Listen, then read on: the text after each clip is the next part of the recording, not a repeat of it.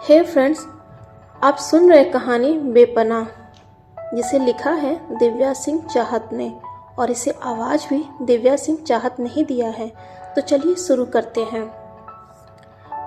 अब तक आरोही मिस्टर सिंघानिया को लेकर हॉस्पिटल पहुंच चुकी थी। जहां पहुंचते ही वहां मौजूद सारे डॉक्टर उन्हें काफ़ी आसानी से पहचान गए थे, जिस वजह से उनको एडमिट करने का प्रोसीजर भी काफ़ी जल्दबाजी में पूरा हो गया था। तो उधर दूसरी तरफ सिंघानिया मेंशन में शाम की पार्टी की तैयारियां चल रही थी। तभी उन्हें कॉल आया और सब जल्दबाजी में हॉस्पिटल के लिए निकल गए। अब तक मिस्टर सिंघानिया भी खतरे से बाहर थे और उनको दूसरे वार्ड में शिफ्ट कर दिया गया था। डॉक्टर ने मिस्टर सिंघानिया को आरोही के बारे में बताकर दूसरे पेशेंट को देखने चले गए। फिर आरोही उनके पास आती है। हेलो मिस्टर सिंघानिया, अब आपकी तबीयत कैसी है? आपके घर वालों को इन्फॉर्म कर दिया गया है, वो लोग आते ही होंगे। थैंक यू बेटा, लेकिन आपका नाम क्या है? जी आरोही। और आपकी फैमिली क्या करती है? जी रामजी व्यास मेरे पापा हैं, व्यास इंटरप्राइजेस के मालिक। तभी पीछे से घबराए हुए मिसेस सिंघानिया आती हैं। कैसी तबीयत है आपकी? मिसेस सिंघानिया को इतना घबराया हुआ देख मिस्टर सिंघानिया थोड़े हंसते हुए बोले, अरे मैं बिल्कुल ठीक हूँ, और इस बच्ची की वजह से भला मुझे क्या हो सकता है।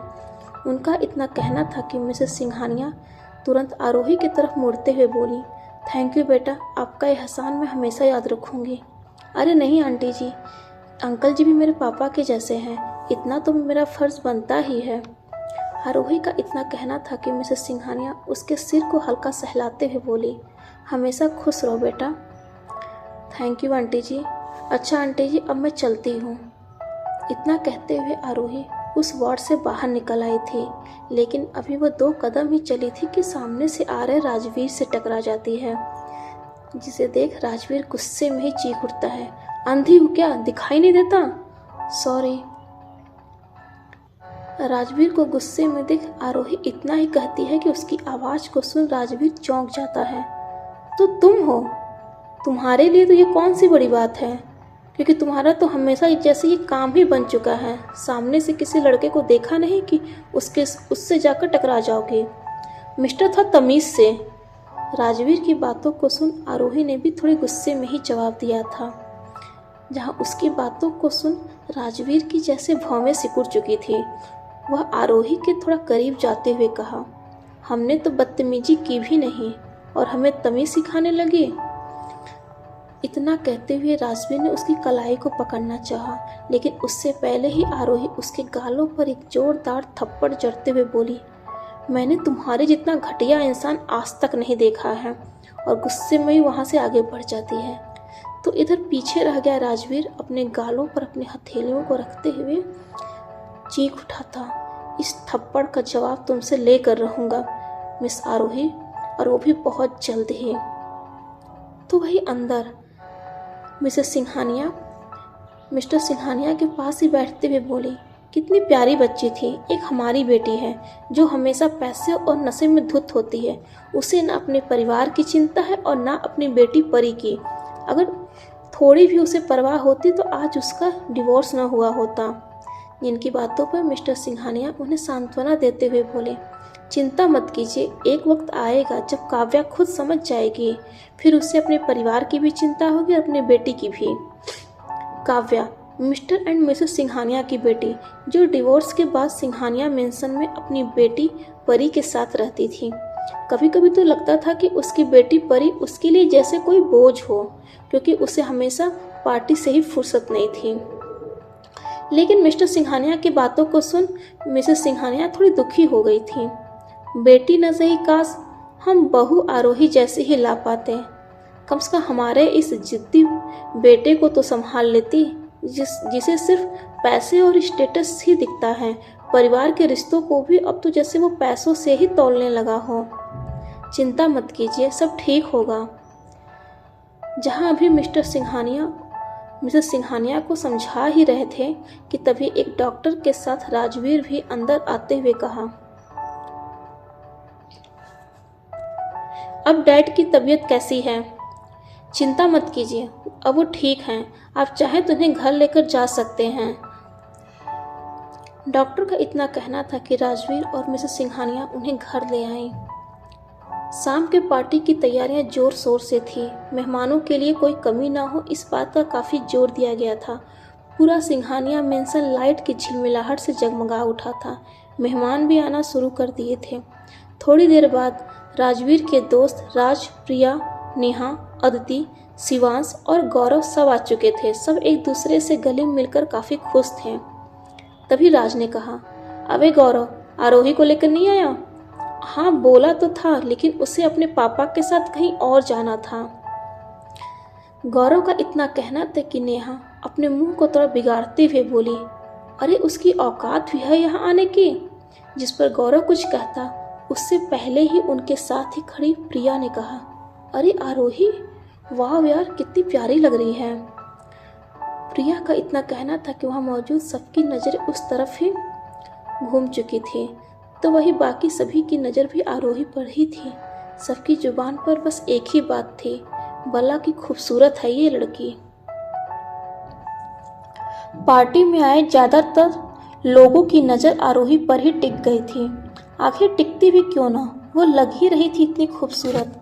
पिंक कलर का लॉन्ग गाउन, उसी से मैच करता हुआ हील्स, कानों में मैचिंग ईयर कैप्स, बालों को लाइट कर्ल, ऐसा लग रहा था मानो उसके खूबसूरत शरीर के साथ उसका ड्रेस बखूबी इंसाफ कर रहा हो। तभी गौरव वहाँ आया। मिस्टर व्यास और मिसेस व्यास को हेलो बोला और आरोही का हाथ पकड़ते हुए उसे अपने दोस्तों की तरफ ले गया, जहाँ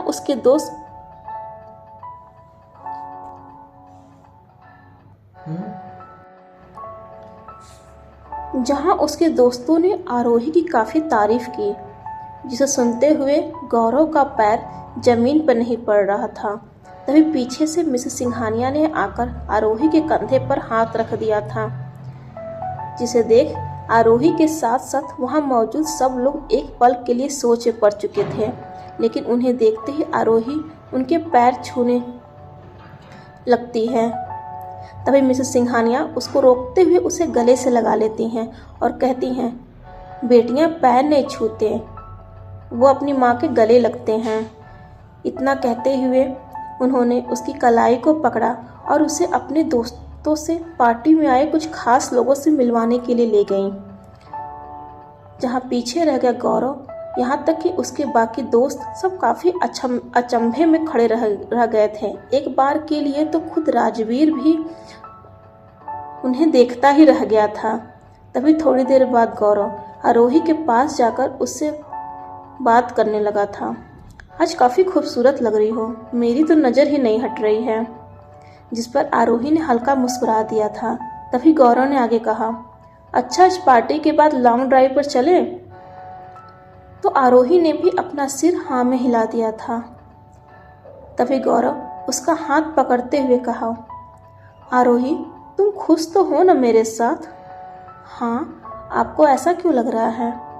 पता नहीं क्यों, मुझे लगता है कि मैं ठीक से तुम्हें जानता ही नहीं हूँ। जिस पर आरोही थोड़ी हैरान से नजर आने लगी थी। लेकिन आप ऐसे क्यों बोल रहे हैं? अच्छा, तो फिर एक बात बताओ, तुम राजवीर की माँ को कैसे जानती हो? अरे, आज हम बाहर मिले थे, लेकिन मुझे नहीं पता था कि वो राजवीर की माँ हैं। जिनकी बातों पर गौरव ने जैसे उस बात को भी इग्नोर करते हुए कहा, अच्छा ठीक है, हटाओ इन बातों को, तुम रुको, मैं तुम्हारे लिए एक जूस लेकर आता हूँ। जिस पर आरोही ने बस अपनी गर्दन को हाँ में हिला दिया था। तो उधर नेहा मिसेस सिंघानिया के पास जाकर कहती है, आंटी, आप आरोही को कैसे जानती हैं? बहुत प्यारी बच्ची है। मैं तो सोच रही थी कि राजवीर के लिए मिस्टर व्यास से बात करूं। जहां मिसेस सिंघानिया का इतना कहना था कि नेहा थोड़ी गुस्से में बोली, आंटी, आप ये क्या बोल रही हैं? क्यों, क्या हुआ? मिसेस सिंघानिया थोड़ी हैरान थी। तो नेहा ने आगे कहा, आंटी, आपको नहीं मालूम, आरोही गौरव के साथ में है और जल्द ही दोनों शादी करने जा रहे हैं। नेहा का इतना कहना था कि ना जाने क्यों मिसेस सिंघानिया के आंखों में एक हैरानी थी। सच में इतनी प्यारी बच्ची गौरव के साथ? आंटी, आप उसे जितना प्यारी समझ रही हैं वो उतनी है नहीं। बहुत शातिर लड़की है। शिवांगी की शादी में हमने खुद देखा था कैसे उसने गौरव को फंसाया है। नेहा का इतना कहना था कि मिसेस सिंघानिया का चेहरा उदास हो जाता है और वो वहाँ से दूसरी तरफ चढ़ जाती हैं। तो इधर गौरव जूस लेकर आरोही के पास ही खड़ा हो जाता है और उससे कुछ कहने वाला था कि तभी उसका फ़ोन रिंग करने लगता है। आरोही, तुम ये जूस पियो, मैं इस कॉल को अटेंड करके आता हूँ। और वहाँ से तुरंत दूसरी तरफ बढ़ जाता है, जहाँ एक बार फिर से आरोही अपनी जगह पर अकेली खड़ी रह जाती है। तभी उसे एहसास होता है कि कोई उसकी ड्रेस को नीचे खींच रहा है। नीचे देखती है तो एक 4 साल की बच्ची उसके पास खड़ी हल्का मुस्कुरा रही थी। हेलो एंजल, आप कितनी क्यूट हो। मेरा नाम एंजल नहीं, मेरा नाम परी है, उस 4 साल की मासूम बच्ची ने कहा था, जिस पर आरोही उसके पास ही घुटनों पर बैठते हुए बोली, और मेरा नाम आरोही है, लेकिन आपका नाम एंजल होना चाहिए, उस बच्ची ने कहा, जिसकी बातों को सुन आरोही थोड़ा हंसती थी। और ऐसा क्यों? आप बिल्कुल वैसे ही दिख रही हो जैसे मेरी बुक्स में एंजल रहती हैं। उस बच्ची का इतना कहना था कि आरोही प्यार से उसके गालों पर किस कर देती है। लेकिन आप यहाँ अकेली क्यों हो? आपकी मम्मा कहाँ हैं? मेरी मम्मा वहाँ अंदर लेटी हुई हैं। अच्छा, तो चलिए मैं आपको वहाँ छोड़ देती हूँ। आरोही का इतना कहना था कि परी ने भी अपने गर्दन को थोड़ा हाँ में हिला दिया था, जिसे लेकर आरोही उसके बताए हुए रास्ते की तरफ अंदर चली जाती है। तभी सामने से राजवीर को आते हुए देख वह अपनी जगह पर ही खड़ी हो गई थी। Congratulation mister Rajveer. तो वही राजवीर आरोही के पास खड़ी उस बच्ची को के कंधों पर हाथ रखते हुए कहा, बेटा आप अंदर जाओ, आपकी मम्मा अंदर हैं। उस बच्ची ने ओके कहा और तुरंत अंदर की तरफ दौड़ पड़ी थी। तभी राजवीर आरोही के ऊपर एक व्यंग्यात्मक मुस्कान देते हुए कहा, मानना पड़ेगा मिस व्यास, कमाल की लड़की हैं आप। एक्सक्यूज मी, इतनी भोली सूरत बनाकर आप रहती हैं, उतना ही आप अंदर से हैं नहीं। राजवीर का इतना कहना था कि आरोही एक बार फिर से हल्के गुस्से में नजर आने लगी थी। आप कहना क्या चाहते हैं? तो वही राजवीर उसकी बाजुओं को पकड़ते हुए काफ़ी गुस्से में कहा, अपनी शराफत किसी और को दिखाना। मुझे अच्छे से पता है कि तुम मेरी मॉम, मेरी भांजी के पास क्यों जा रही हो। सोचा कि गौरव के पास तो इतने पैसे हैं नहीं, तो क्यों ना लंबा हाथ मारा जाए।